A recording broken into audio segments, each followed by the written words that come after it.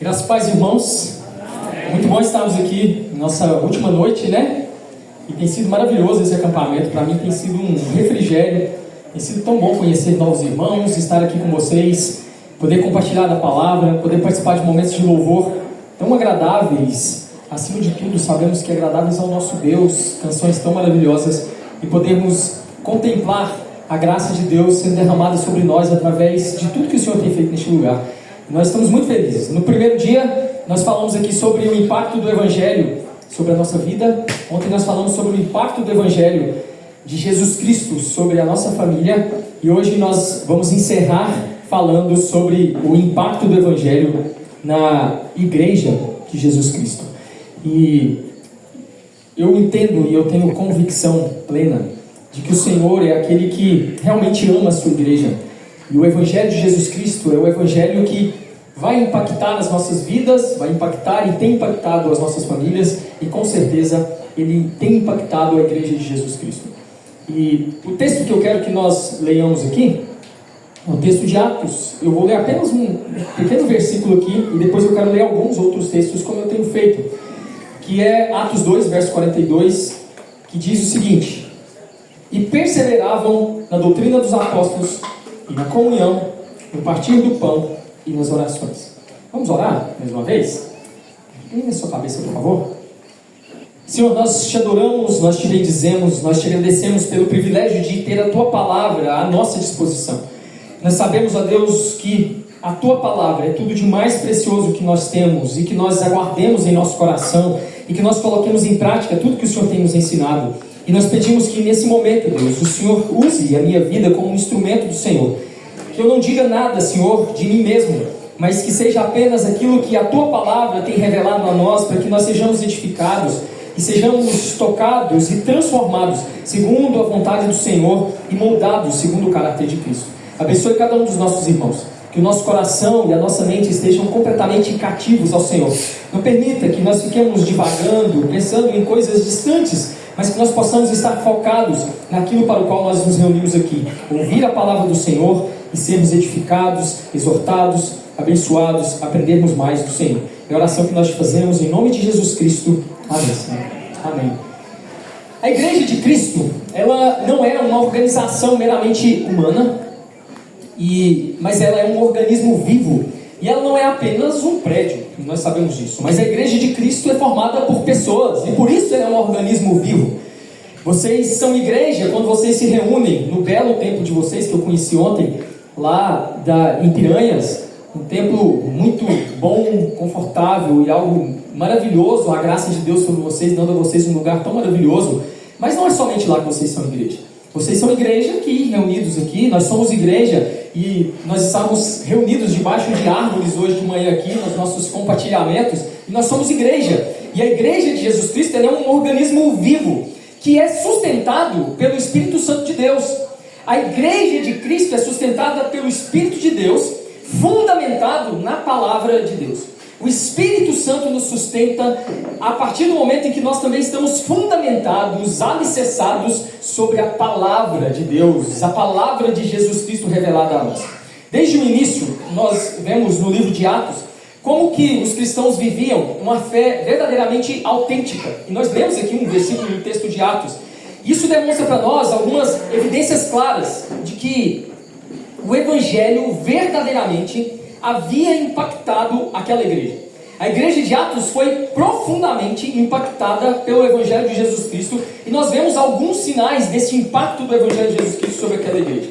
Mas como nós poderíamos identificar isso nos tempos de hoje, nas igrejas de hoje? Olhando para as Escrituras, indo para a palavra de Deus, analisando o que as Escrituras dizem, e a partir do que a Bíblia diz, olhando para o que nós temos vivido, e então nós conseguimos identificar, nós realmente fomos impactados pelo Evangelho. Nós somos igreja de Jesus Cristo que tem sido impactado pelo Evangelho de Jesus Cristo, ou nós simplesmente temos nos reunidos como meros religiosos que se reúnem, mas não foram verdadeiramente impactados pelo Evangelho de Jesus Cristo. Nós precisamos olhar para as Escrituras e ver as características que a Bíblia traz para nós acerca de igrejas que são verdadeiramente autênticas e que foram impactadas pelo Evangelho, e fazer uma autoanálise, olhar para nós enquanto igreja e observarmos se nós temos nos moldado à luz das Escrituras.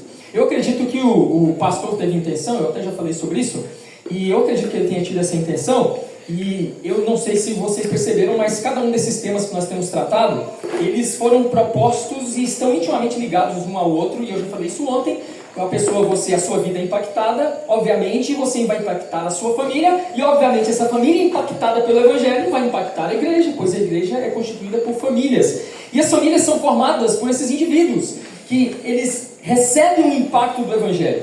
Mas nós não podemos guardar o Evangelho somente para nós, e nós temos que entender que dentro da comunidade cristã, quando nós nos reunimos para adorar a Deus, nós temos que entender que o Evangelho ele é poderoso em minha vida, mas ele não pode ficar somente comigo, e eu preciso utilizá-lo de modo que a minha igreja seja impactada por isso. Quando nós falamos desse assunto aqui, nós estamos falando de igrejas que são formadas justamente por famílias.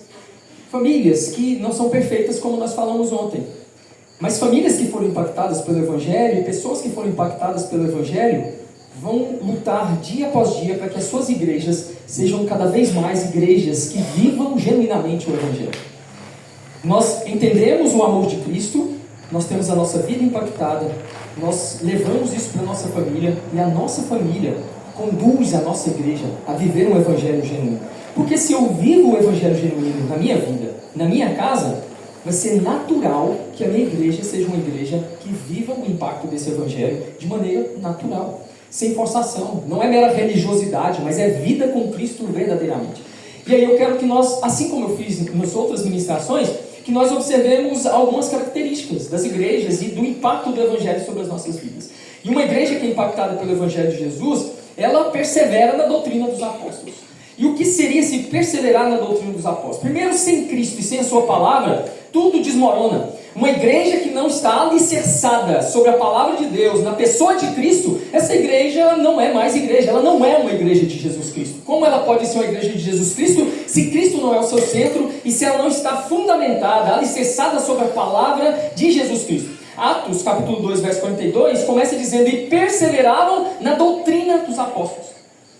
Perseveravam na doutrina dos apóstolos. A igreja primitiva estava alicerçada nos ensinos, no ensino apostólico. O evangelho que nós recebemos não pode ser alterado, e não deve ser alterado, não pode ser substituído, porque a palavra de Deus, ela é a nossa única regra de fé e de prática. O evangelho não pode ser diluído com outras coisas. Uma igreja que foi impactada pelo evangelho de Jesus Cristo, entende que o evangelho de Jesus Cristo lhe é suficiente. Os irmãos, os cristãos, eles não se sentem enfadados com o evangelho sendo pregado para eles dia após dia, e eles começam a procurar novidades, para que então eles, com coceiras nos ouvidos, fiquem querendo ouvir outras coisas. Mas uma igreja que foi impactada por Cristo, pelo evangelho de Jesus Cristo, ela se delicia, ela se contenta com as escrituras sagradas, com a palavra de Deus, com aquilo que Deus nos revelou por meio dos profetas, por meio dos apóstolos, e nós nos alegramos e nos contentamos com a palavra, e perseveramos na doutrina dos apóstolos, que, traduzindo e reduzindo em miúdos, é a doutrina de Cristo. Porque o que os apóstolos nos ensinaram nos seus escritos é justamente aquilo que Cristo lhes ensinou. E nós nos contentamos, e como eu disse, nós nos deliciamos com esta palavra, nós nos alegramos, a igreja se satisfaz. Gálatas capítulo 1, versículo 8 e 9 diz assim: mas ainda que nós, ou mesmo um anjo vindo do céu, vos pregue evangelho que vá além do que vos temos pregado, seja anátema, seja considerado maldito. Uma igreja que verdadeiramente é impactada pelo evangelho de Jesus Cristo, ela não aceita outra coisa que não seja o evangelho de Jesus Cristo. Ela não aceita perseverar em qualquer outro ensino que não seja o ensino dos apóstolos, a palavra de Cristo. A verdadeira igreja se apega às escrituras. Ela ama as escrituras. Hoje, infelizmente, nós vemos muitas denominações e lugares que tentam diluir a verdade para agradar as pessoas. Fazer uma mistura ali, trazer alguma coisa e tudo mais. Mas a igreja fiel, ela jamais abandona a sã doutrina. Jamais ela vai se sentir insatisfeita com o evangelho como se... mas é só. Não é só, é tudo de mais precioso. Não precisa de mais nada. E a igreja genuinamente impactada, ela prega a verdade do evangelho, doa quem doer, porque ela sabe que ela não está nesse mundo, e a igreja não está aqui para agradar a homens. Nós vemos o apóstolo Pedro dizendo: meus irmãos, convém a mim agradar muito mais a Deus do que aos homens. E não importa as consequências disso, eu vou agradar a Deus, e é isso que nós somos chamados a fazer. 2 Timóteo capítulo 3, versículo 16 e 17 diz assim: toda escritura, toda, não exclui nada, toda a escritura é inspirada por Deus e útil para o ensino, para a repreensão, para a correção, para a educação na justiça, a fim de que o homem de Deus seja perfeito e perfeitamente habilitado para toda boa obra. Toda boa obra. Toda a escritura é inspirada por Deus, vem de Deus. Sempre que eu vou ensinar inspiração bíblica, seja com meus alunos ou na igreja, eu falo: o autor humano, ele é um autor secundário, porque o autor primário é um só, é o Espírito Santo de Deus, que inspirou homens a escreverem a vontade de Deus e a revelação de quem Deus é para nós, e eu tenho que me contentar com essa revelação, porque ela é suficiente para fazer com que homens imperfeitos se tornem perfeitos e perfeitamente habilitados para toda boa obra que foi preparada por Cristo para nós. Nós vemos igrejas que, às vezes, ficam olhando muito para o que dá certo dentro de algumas perspectivas, até mesmo dentro do empreendedorismo. Vão buscar estratégias, quando na verdade o que a igreja precisa é pregar o Evangelho, simplesmente. É anunciar o Evangelho com toda ousadia e com toda intrepidez. A igreja deve ser centrada na Bíblia, não em filosofias humanas, falsos ensinos, evangelho coaching, hipergraça, teologia da prosperidade. Tudo isso não deve fazer parte de uma igreja impactada pelo Evangelho, porque isso daqui são o diluir que as pessoas colocam para atrair gente, quando na verdade o suficiente é o Evangelho. E se o Evangelho não for suficiente para atrair vidas, então essas vidas ainda não entenderam quem é Cristo, e elas verdadeiramente melhor ficam onde estão. Porque se for necessário atrair pessoas através de um evangelho diluído e falso, então que não sejam atraídas. Porque não somos nós quem as convencemos. E aqueles que são os eleitos do Senhor, eles vão entender. Eles vão ver o quanto é precioso. Aí às vezes a gente olha e fala assim: mas eu tenho lançado pérolas aos porcos. É uma pérola, é precioso mesmo. E se alguém pisar, olha de que a Bíblia chama. Eu não tenho que me rebaixar e pegar essas pérolas e começar a trazer enfeites como se elas não fossem preciosas o suficiente para que então aquelas pessoas dessem valor. Jamais. Como alguém vai ser impactado pelo Evangelho se o Evangelho não for verdadeiramente pregado? Como uma igreja vai ser impactada se não for o Evangelho que estiver sendo pregado?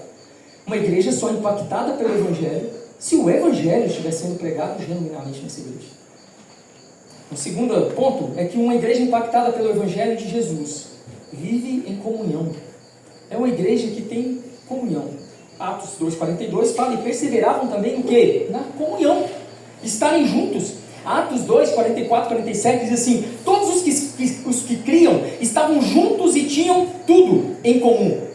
Vendiam suas propriedades e bens, distribuindo o produto entre todos, à medida que alguém tinha necessidade. Aqui, gente, eu não estou dizendo que todo mundo aqui agora, para ter uma vida em comunhão em comum, tem que vender todos os seus bens e distribuir entre os irmãos. Não é isso. A própria Escritura, depois quando nós vemos a situação lá de Ananias e Safira, você vai ver a questão onde o próprio apóstolo vai dizer: mas vocês não eram obrigados a fazer isso. A Bíblia não nos obriga, não obriga ninguém a fazer isso. Mas o ponto que eu quero tocar aqui é que o texto diz que tinham tudo em comum. E viver em comunhão é justamente isso, ter tudo em comum. Nós estamos aqui convivendo uma vida comum. Uma vida onde, como nós estamos aqui... Gente, uma vez eu estava no acampamento e até falando: como seria bom se a gente pudesse viver o resto da vida assim, né? Mas um dia vai ser. Um dia eternamente estaremos com Cristo como um acampamento como esse. Só não vai ter cansaço, a água não vai acabar, não vai ter nenhum tipo de situação nesse sentido. Vai ser tudo perfeito e vai ser um acampamento perfeito, onde nós estaremos ali diante do Senhor, onde Ele nos cobrirá e nós estaremos eternamente nessa comunhão plena. Mas aqui já é o momento de nós começarmos a viver isso. 1 João capítulo 1, versículo 7 diz: se porém andarmos na luz, ou eu poderia dizer, se formos realmente impactados pelo Evangelho de Jesus, se nós andarmos na luz como Ele está na luz, mantemos comunhão uns com os outros, e o sangue de Jesus, seu Filho, nos purifica de todo o pecado. Uma igreja saudável não é um grupo de pessoas que apenas se reúnem mas é uma família que compartilha a vida cristã e que entende que nós passamos a fazer parte da família de Deus, nós fomos feitos filhos de Deus e nós passamos a viver em comunhão. E como é difícil fazer as pessoas entenderem que a vida cristã é uma vida comum e não somente uma vida de encontros religiosos na igreja aos domingos. A vida cristã não é só isso, encontrar com o irmão no domingo, conversa, meu irmão, está tudo bem, no final do culto, paz do Senhor, graça e paz, que Deus te abençoe, e até o próximo domingo. Não é. A Bíblia é clara em Atos a nos dizer que eles viviam todos os dias no templo de casa em casa. Eles estavam, e era um processo natural da vida deles, estarem na casa uns dos outros. E se eu convivo com o meu irmão, se eu estou na casa do meu irmão, eu passo a ter uma vida comum, eu passo a saber das suas necessidades, eu passo a conhecê-lo melhor, eu posso ajudá-lo, eu posso ajudar a sua família. E nós vivemos o verdadeiro evangelho e o que é realmente ser igreja. Porque o domingo é apenas um momento onde nós nos reunimos ali para ouvirmos o pastor nos instruir, cantarmos louvores em comunidade, mas durante a semana nós não perdemos essa comunhão. Nós continuamos a viver em comunhão. Nós devemos nos importar uns com os outros, ajudando uns aos outros nos seus momentos de necessidade. Mas como fazer isso se nós sequer sabemos da vida um do outro e não temos uma vida comum, não temos comunhão? Uma igreja que ela é impactada pelo Evangelho de Jesus, ela se preocupa com as necessidades uns dos outros, sim. Ela não é egoísta. Não é egoísta. Ela se preocupa com o outro, apesar das nossas dificuldades, ela se preocupa. Talvez algumas pessoas dizem assim, mas eu já tenho problema demais para ficar pensando nos problemas dos outros. Eu não, moço, eu tenho dificuldade demais, eu vou preocupar. Você não entendeu o Evangelho de Jesus. Não entendeu. Você não entendeu o que é se entregar pelo outro, assim como Cristo se entregou por nós. Imagina se Jesus pensasse o mesmo. Jesus esvaziou-se de toda a sua glória, ele veio ao mundo para resolver o maior problema da humanidade, um problema sem solução, que nenhum de nós conseguiríamos resolver, que é um problema chamado pecado, e que fomos nós que causamos. Mas ele não diz, é problema deles, e ele vem e se entrega por nós, e nós somos chamados, enquanto igreja, enquanto indivíduos, enquanto famílias, a imitarmos Jesus nisso. Filipenses 2, versos 5 e 6 diz o que para nós? Tende em vós o mesmo sentimento, um sentimento igual, o que houve também em Cristo Jesus, pois ele subsistindo em forma de Deus, ele era o próprio Deus, o que nós somos? E ele diz, não julgou como usurpação ser igual a Deus, antes, a si mesmo se esvaziou, assumindo a forma de servo, tornando-se em semelhança de homens e reconhecido em figura humana, a si mesmo se humilhou, tornando-se obediente até a morte e morte de cruz. Jesus esvaziou-se, Jesus entregou-se por nós, porque ele entendia que nós tínhamos um problema a ser resolvido que nós não conseguiríamos. E ele morreu na cruz para resolver esse problema. Ele nos redimiu dos nossos pecados. Ele nos justificou. Ele nos abençoou de maneira abundante e tem nos abençoado dia após dia. E o que é para mim abrir mão das minhas vontades, de alguns confortos, para olhar para a vida do meu irmão, fazer uma visita, ter comunhão com esse irmão e ver as suas necessidades e viver uma vida comum, de modo que eu vá lá e ajude, porque às vezes a gente pensa que comunhão é só aquele momento de festa, de alegria, onde você senta ali para comer as refeições, e não é somente isso, isso faz parte da comunhão. O sentar à mesa para comer, os momentos de alegria. A comunhão, ela também faz presente no momento da dor, da luta, da aflição. É você saber da vida do irmão e ajudá-lo, procurar. Uma igreja impactada pelo Evangelho entende isso e busca solucionar os problemas dos irmãos que estão nessa igreja. E quando eu digo igreja, eu não estou falando da instituição, eu não estou falando que a responsabilidade recai sobre o pastor e os presbíteros, eu estou falando que recai sobre cada um de nós, que antes de tudo fomos impactados por esse Evangelho.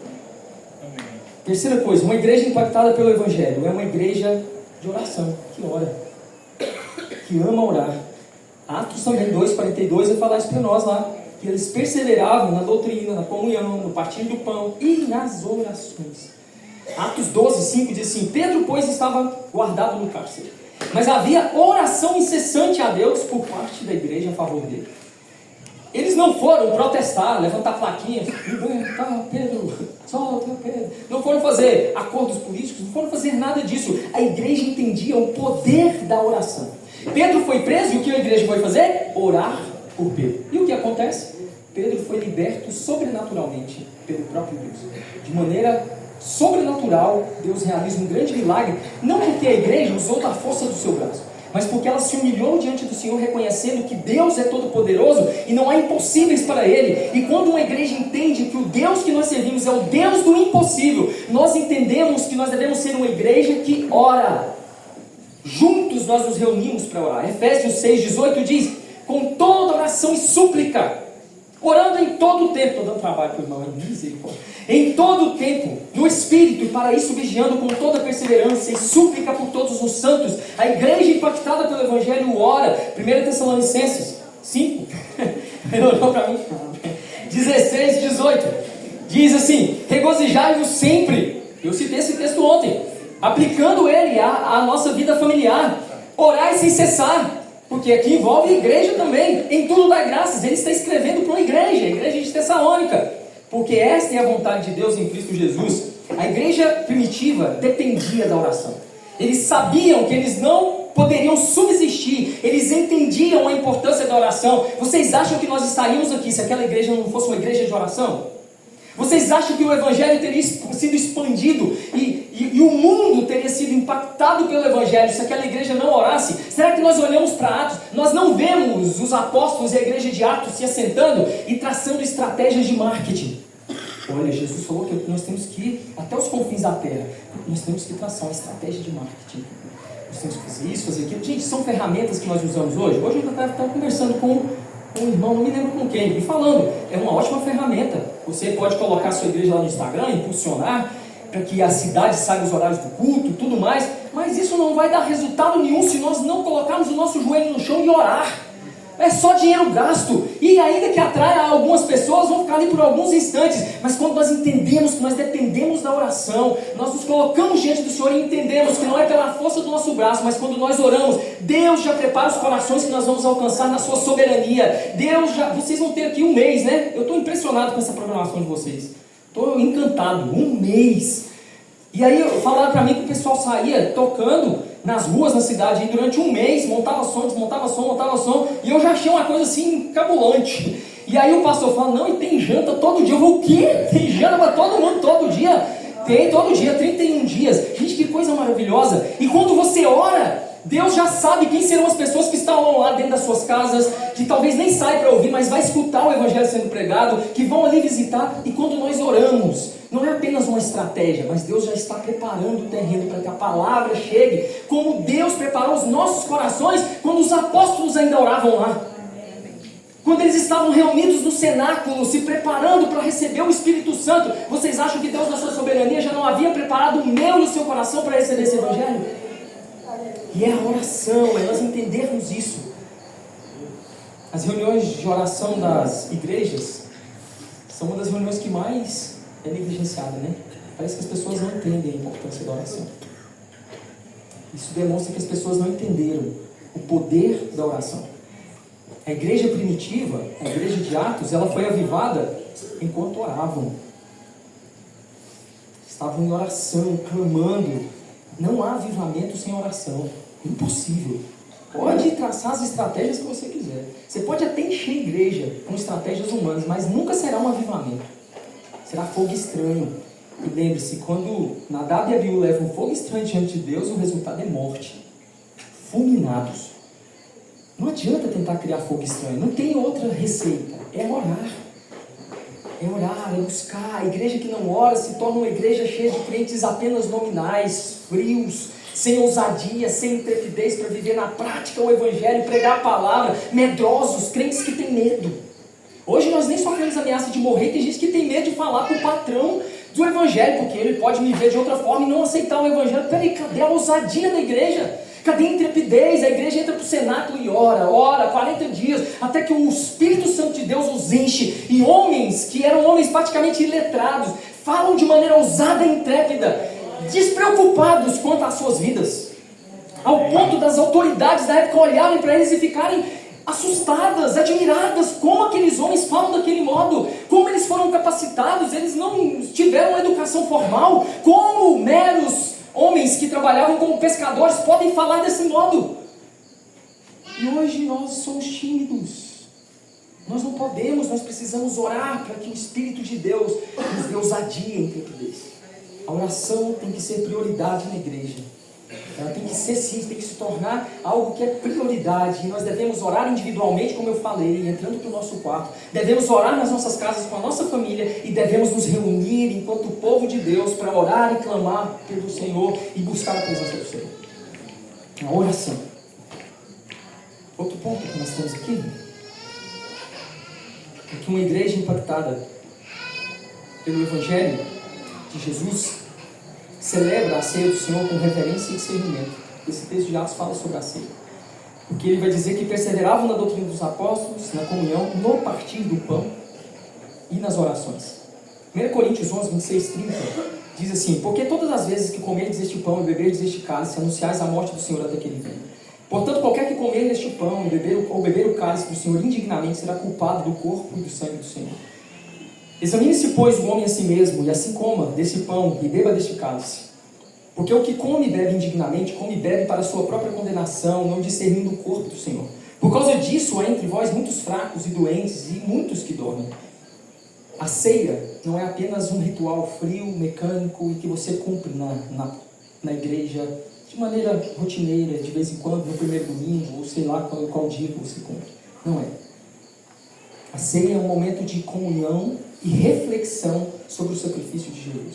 A ceia é um momento onde nós entendemos que Cristo é o centro das nossas vidas. Quando o texto fala sobre participar da ceia indignamente, isso aqui não significa que devemos ser perfeitos, porque o próprio Cristo sabe que nós não somos perfeitos. O apóstolo João vai dizer que se nós dissermos que não temos pecado, nós estamos pecando, nós somos pecadores, não é perfeição para participar da ceia. Tem gente que acha que tem que ser perfeito para participar da ceia, não é isso, mas sim que nós devemos nos aproximar dela com fé, com reverência, com discernimento. E o participar indignamente aqui é uma pessoa que vive deliberadamente no pecado, mas está lá participando da ceia como se nada estivesse acontecendo, porque o pastor e os presbíteros não descobriram.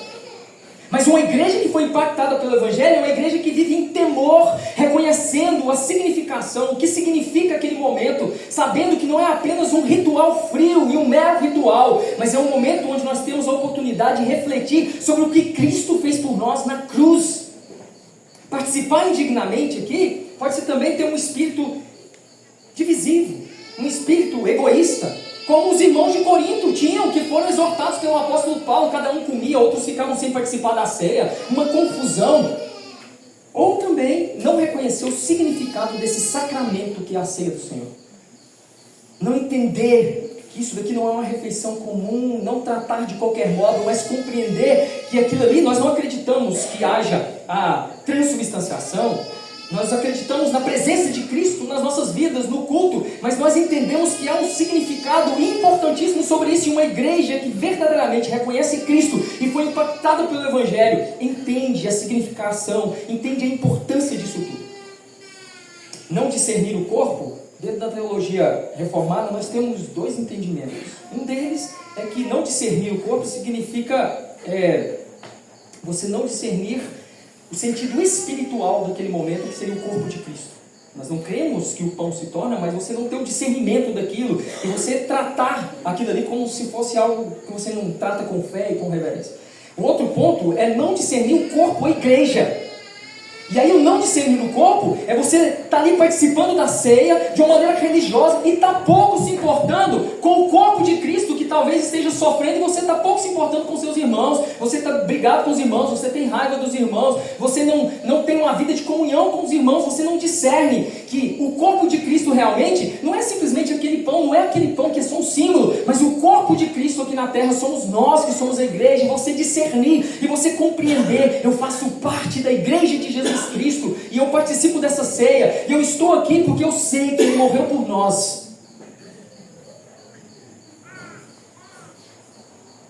Uma igreja impactada pelo Evangelho entende que esse momento da ceia, e ela participa desse momento com grande respeito, com grande reverência, entendendo a importância desse momento e quem é Jesus Cristo e o que Ele fez por nós. Outro ponto é que uma igreja impactada pelo Evangelho é uma igreja que serve. E eu tenho visto algo muito bonito nesse acampamento.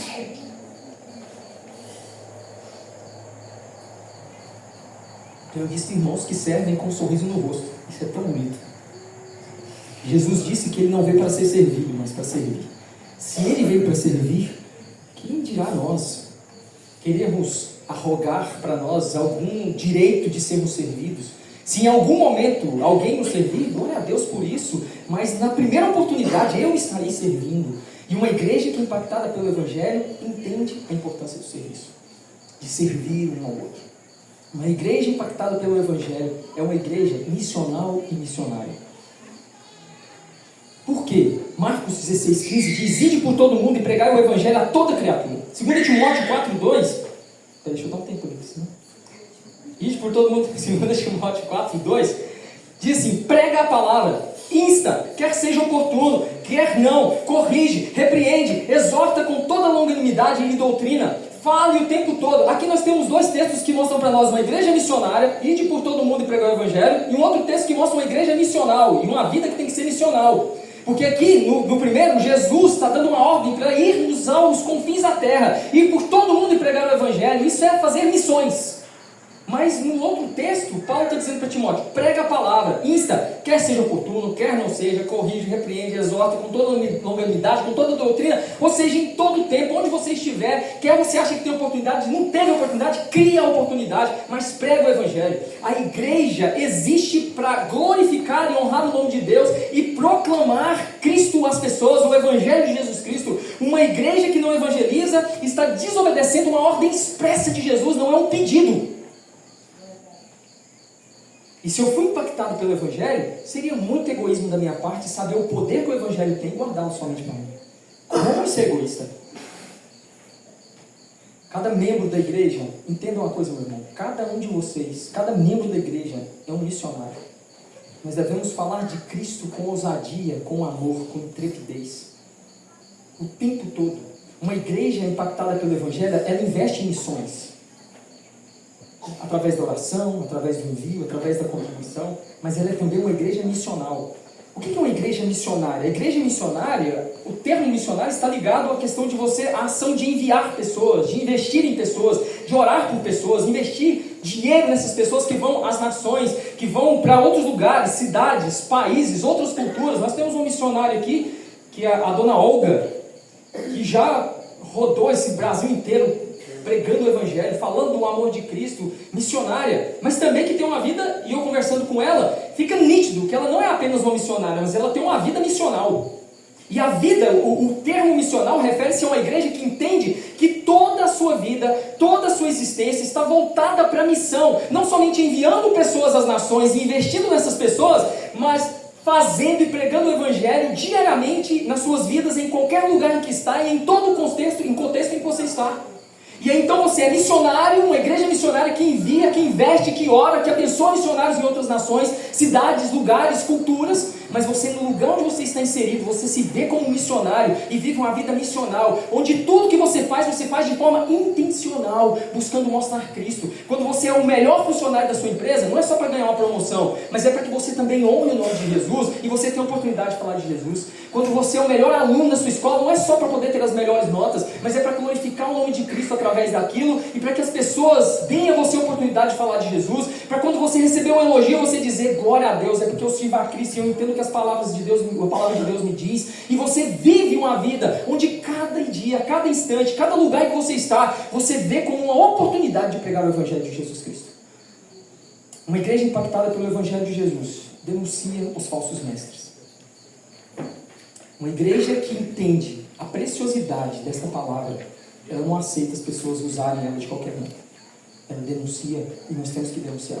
Mateus 7,15 diz: acautelai-vos dos falsos profetas, que se vos apresentam disfarçados em ovelhas, mas por dentro são lobos roubadores. Segunda carta de Pedro, capítulo 2, verso 1 ao 3 diz: assim como no meio do povo surgiram falsos profetas, assim também haverá entre vós falsos mestres. Uma igreja fiel, ela não se conforma com heresias, com enganos, mas ela denuncia e ela alerta contra falsos mestres. Ela não fica inerte diante disso e ela o faz corajosamente.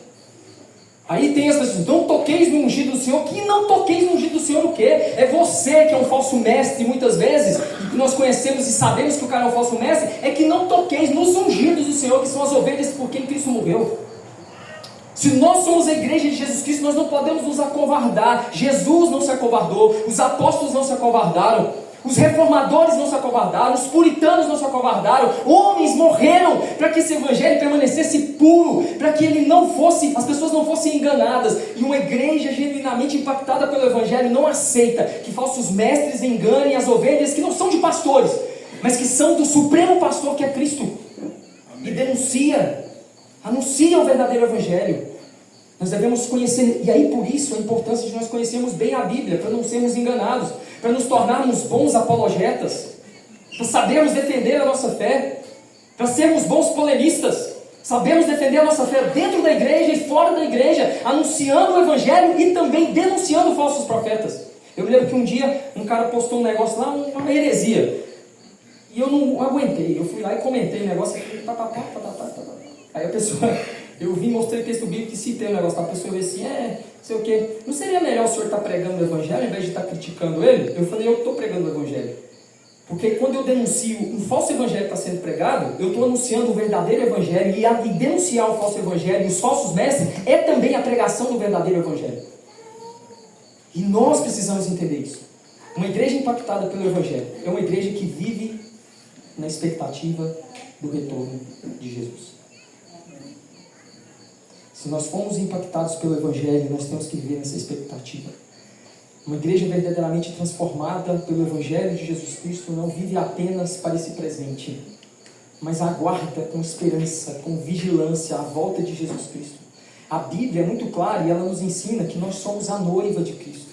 A igreja que foi impactada pelo evangelho de Jesus é a noiva de Jesus, e como noiva nós devemos viver preparados, santificados. Nós devemos anelar, desejar pelo encontro com o nosso noivo. O meu coração tem que arder de vontade de um dia estar na presença de Cristo. Eu não posso viver como se aqui fosse bom demais, porque por mais que esteja bom, eu tenho que estar grato a Deus pelo que Ele tem me dado aqui, mas sempre tem que haver um anseio no meu coração pelo retorno de Cristo e para estar com aquele que é o meu Salvador. Apocalipse 19:7 diz: regozijemo-nos, exultemos e damos-lhes a glória, porque são chegadas as bodas do Cordeiro, cuja esposa a si mesma já se ataviou. Quem que é a noiva? A igreja.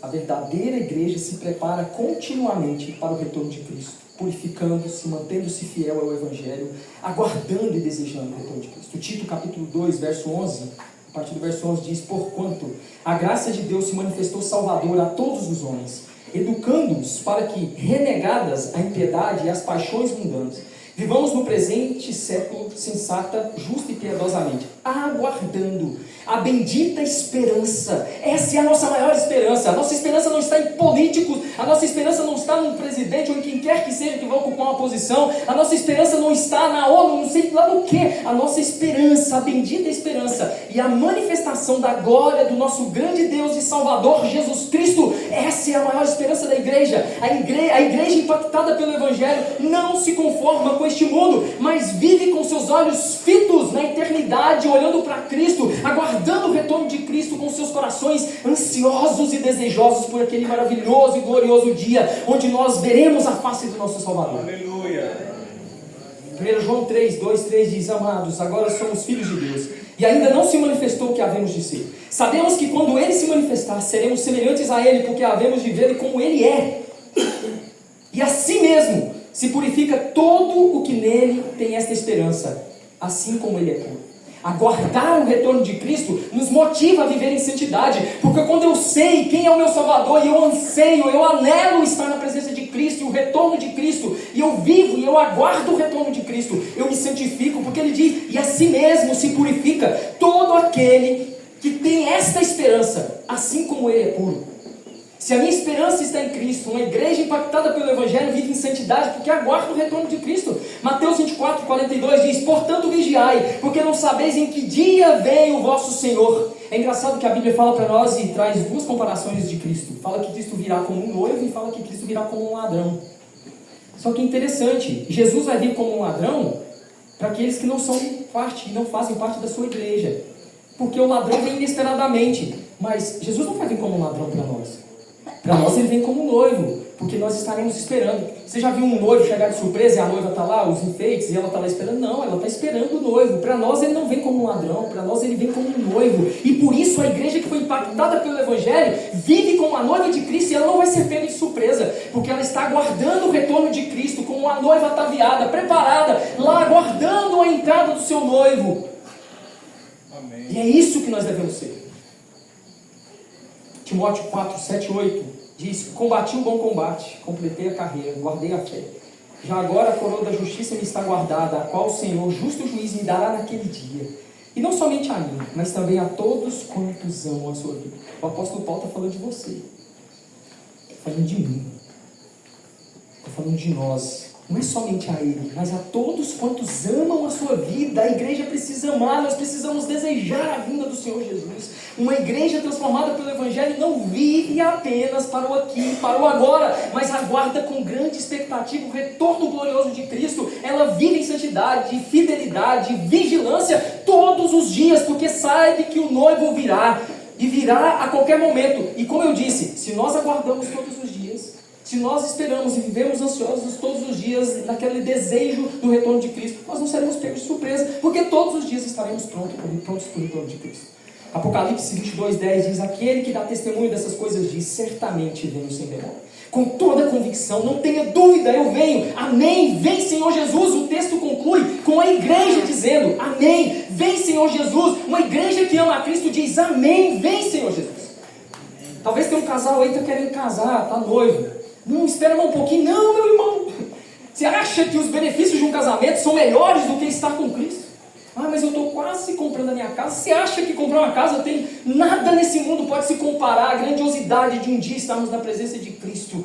E como esse dia está próximo? Lá na igreja eu estou expondo todo o livro de Apocalipse. Comecei no dia 16 de junho do ano passado. Todo domingo eu exponho. Eu estou no capítulo 16. Parei na terceira taça da cólera de Deus. O irmão está tomando taca lá agora. E quanto mais nós lemos os Apocalipse, textos escatológicos, mais nós lemos o quanto o nosso Redentor está próximo de retornar. Uma igreja impactada pelo Evangelho de Jesus Cristo é uma igreja que ela é teocêntrica, cristocêntrica. Pastor, glória a Deus pela vida desse ministério de louvor. Eu estou aqui com vocês há 3 dias e que canções tão bem escolhidas, e quantas canções cristocêntricas, teocêntricas, que realmente revelam a glória de Deus, que apontam para Jesus Cristo, que mostram quem Deus é, que dizem de forma clara que Ele é o único digno de toda adoração. Eu não vi nenhuma canção aqui que apontasse para o homem dizendo: você é a última Coca-Cola do deserto, meus limpos de Jesus. Não tem. E é exatamente isso. Uma igreja verdadeira, uma igreja que foi impactada pelo Evangelho de Jesus, ela é teocêntrica, ela é cristocêntrica. A verdadeira igreja, ela glorifica a Deus, ela exalta a Deus. As suas músicas são músicas que não olham e não visam o afago e confortar o coração do homem, mas apontam o homem para Cristo, fazendo com que ele o adore. E nisso eu não preciso preocupar em ficar afagando o coração do homem, porque quando você vai para Cristo, o próprio Cristo é aquele que vai verdadeiramente nos consolar, nos confortar e nos abençoar. Eu não preciso ficar dizendo para você em canções que você é isso, que você é aquilo. Eu preciso dizer para você quem é Cristo. E você entendendo quem é Cristo, você vai entender o quanto Ele é bondoso, e Ele vai te curar, Ele vai te abençoar, e é isso que tem que acontecer.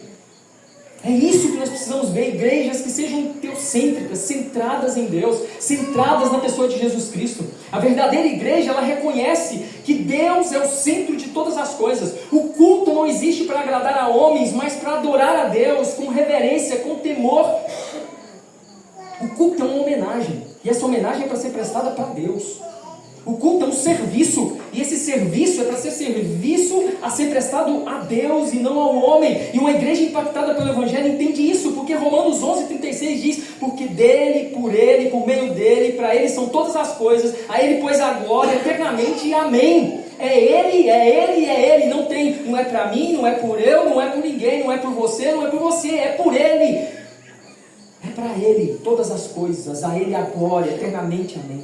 Tudo existe para a glória de Deus. Uma igreja que tira Deus do centro perdeu a sua essência. Não entendeu o que é o Evangelho e se torna apenas uma instituição religiosa fria e morta. Eu digo mais, nos seus delitos e pecados.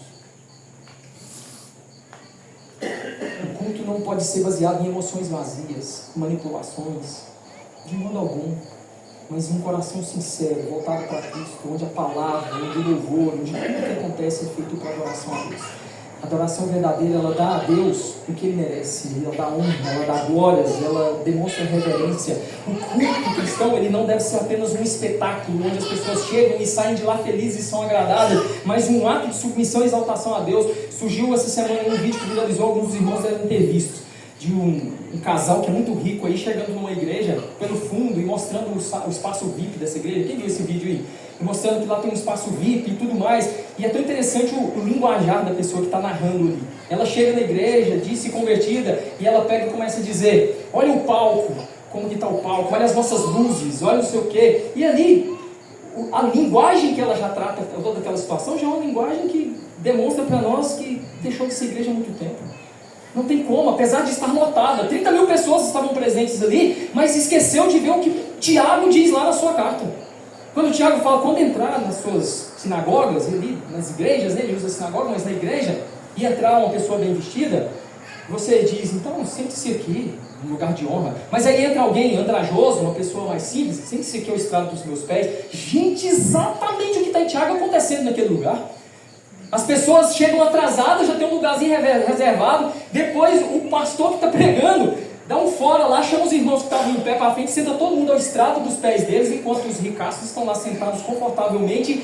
Aquilo ali é o próprio Deus usando da ignorância deles para condená-los na sua própria ignorância. Uma igreja que não entendeu o Evangelho de Jesus Cristo, que não entenderam que o culto é um momento de adoração somente a Deus, de reverência ao Senhor, onde nós apontamos para Cristo, onde nós apontamos para a pessoa de Deus, e nós entendemos que nós nos reunimos para adorá-lo, para prestar a Ele todo culto, toda adoração. Colossenses 1,18 diz assim: Ele é a cabeça do corpo da igreja, Ele é o princípio, o primogênito dentre os mortos, para em todas as coisas ter a primazia. A primazia. Se uma igreja coloca qualquer outra coisa acima de Cristo, seja tradições, seja entretenimento, crescimento numérico, qualquer coisa, essa igreja já comprometeu sua identidade bíblica, porque uma igreja tem que ser cristocêntrica. 1 Coríntios 2,2 diz assim: porque decidi nada saber entre vós, senão a Jesus Cristo e este crucificado. Quem está falando isso aqui é o apóstolo Paulo, poliglota, inteligentíssimo, estudou aos pés de Gamaliel, cara culto. Nos nossos tempos hoje seria um doutor. Era um doutor. Um cara inteligentíssimo. Ele diz assim: eu chego aqui diante de vocês, e quando ele fala assim, ó, por que decidi nada saber? Ele diz assim, ó, eu não quero falar de outra coisa senão de Jesus para vocês. Eu teria um monte de coisas, filosofia grega, sabia de tudo, podia falar, podia usar dos mais complexos artifícios para convencer o povo, mas para mim eu me contento e eu entendo que eu tenho que falar de Cristo e esse crucificado. E sabe o que era falar de Cristo e esse crucificado? Naquele contexto principalmente, não tinha atração nenhuma, não é, pastor? Então, pai, você vai falar de um Cristo e vai falar dele crucificado. Que atração que tinha? Paulo estava pouco importando com pragmatismo, com atração, se iam gostar, se não iam gostar, não importava, mas para ele decidiu nada saber entre eles, entre aqueles que ele pregava, entre os coríntios. Mas ele decidiu, senão, falar de Jesus e este crucificado. É isso, e é para isso que nós fomos chamados. Para falar de Cristo e este crucificado. As pessoas não vão gostar? Que pena. Isso é o melhor e não tem nada de superior a isso que nós possamos nos oferecer. Porque o Cristo que foi crucificado, Ele ressuscitou. E Ele nos promete que um dia nós estaremos com Ele. E se estivermos mortos, ressuscitaremos com Ele. Filipenses 29:11 diz: pelo que também Deus o exaltou sobremaneira, e deu o nome que está acima de todo nome, para que ao nome de Jesus se dobre todo o joelho nos céus, na terra, debaixo da terra, e toda língua confesse que Jesus Cristo é o Senhor, para a glória de Deus Pai. É a Ele, é para Ele, toda adoração é a Ele. Tudo é para Ele. O Salmo 156 diz: todo ser que respira, louve ao Senhor, adore a Deus. O culto, o centro do culto é Deus. O objetivo final do louvor é glorificar a Deus. O objetivo final da palavra é conduzir as pessoas a Cristo, a Deus. Tudo na igreja, uma igreja que ela realmente foi impactada pelo Evangelho. Ela é teocêntrica, ela é cristocêntrica. Ela, na sua pregação, na sua liturgia, no seu louvor, ela aponta para Cristo, ela mostra quem Jesus é, ela mostra e as pessoas entendem. E este Cristo crucificado que morreu por você. E é isso que nós precisamos entender. Atos 5,42 diz: e todos os dias, no templo e de casa em casa, não cessavam de ensinar e de pregar Jesus, o Cristo. A igreja primitiva entendeu isso também. Ela era cristocêntrica. Ela perseverava na doutrina, perseverava na comunhão, na oração, no partir do pão, e perseverava em falar de Cristo. E essa igreja aqui, ao falar de Cristo, eles eram mortos, perseguidos. Tinham que deixar seus bens, sofriam confisco, tinham que fugir para lugares distantes, mas eles não se importavam. Eles não negociavam, eles falavam de Cristo.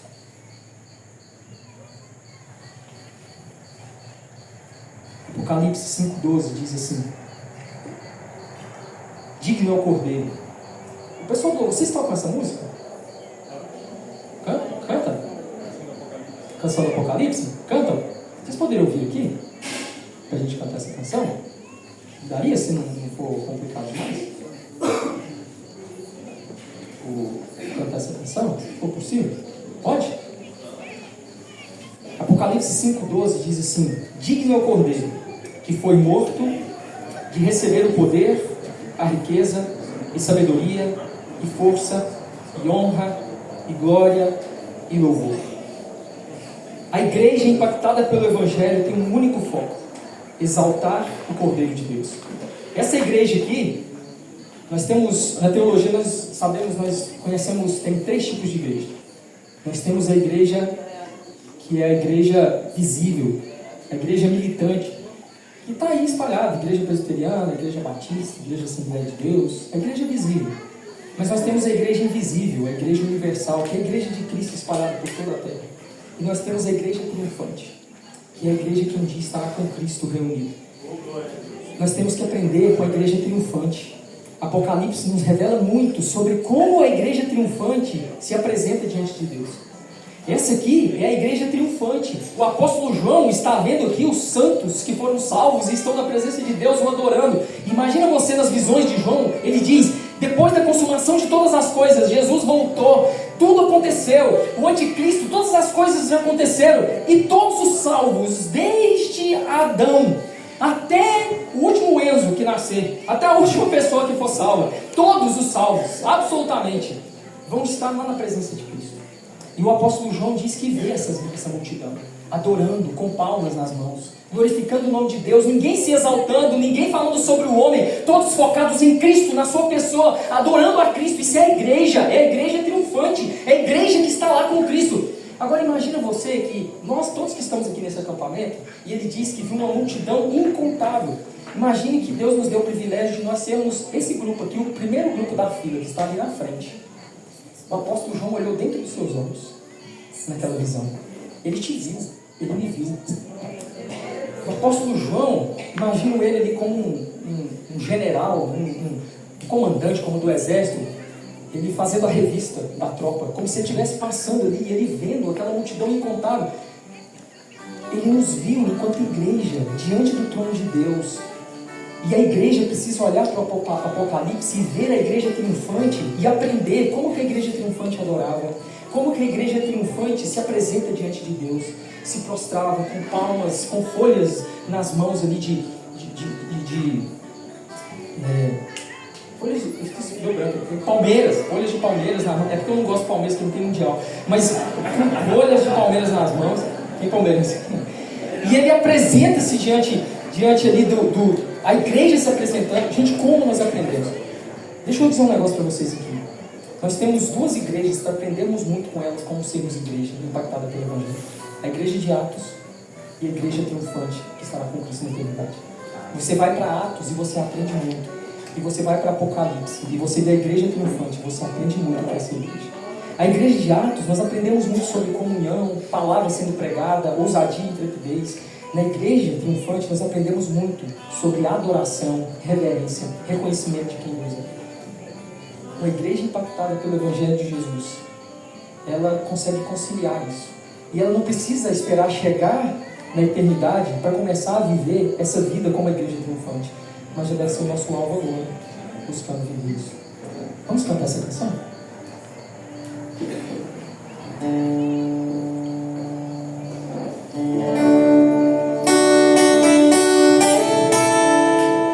Vamos se de pé.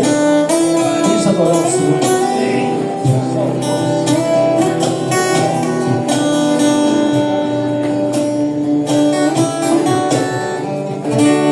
Tinha poder e foi morto. Santo, santo Ele é.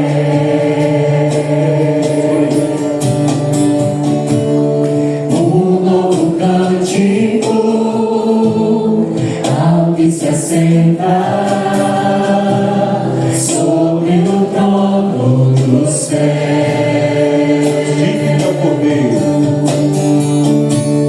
Tinha poder e foi morto. Santo, santo Ele é.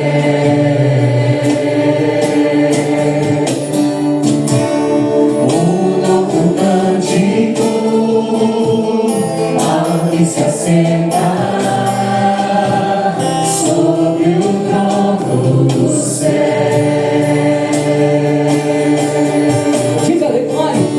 Santo, santo, santo, Deus Todo-Poderoso, que era e há de vir. Com a criação eu canto louvores ao Rei dos Reis. És tudo para mim e eu te adorarei.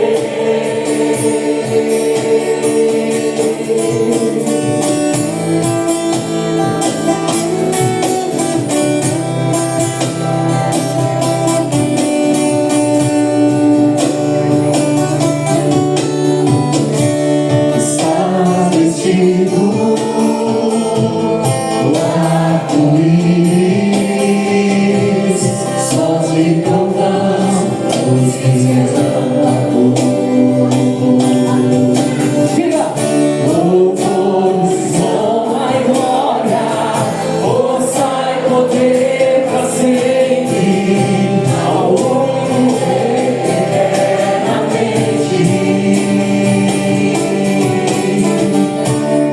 Santo, santo, santo, Deus Todo-Poderoso, que era e há de vir.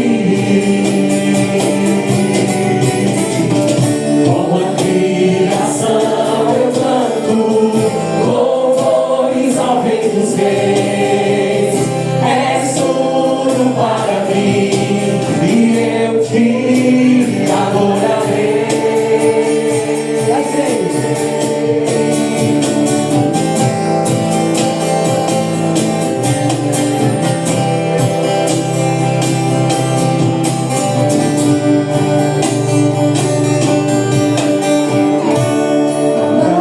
Maravilhado,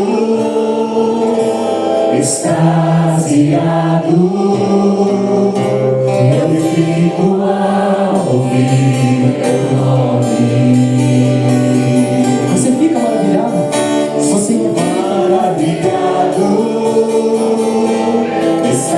quando nós falamos Jesus, o nosso Salvador, eu fico ao ouvir teu nome.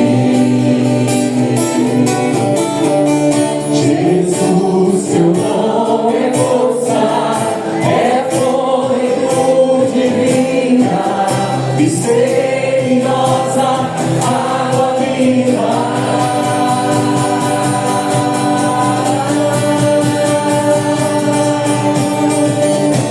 Santo, santo, santo, Deus Todo-Poderoso, que era e há de vir.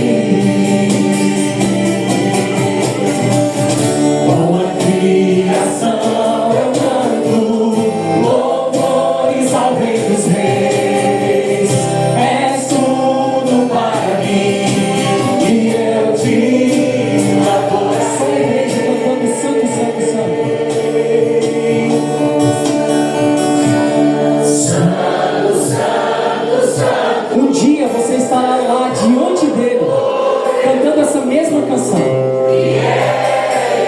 Se nós entendermos o que é o Evangelho, se nós realmente formos impactados pelo Evangelho de Jesus Cristo, você estará um dia diante do trono de Cristo, adorando Ele, e nós estaremos, enquanto a igreja triunfante, adorando.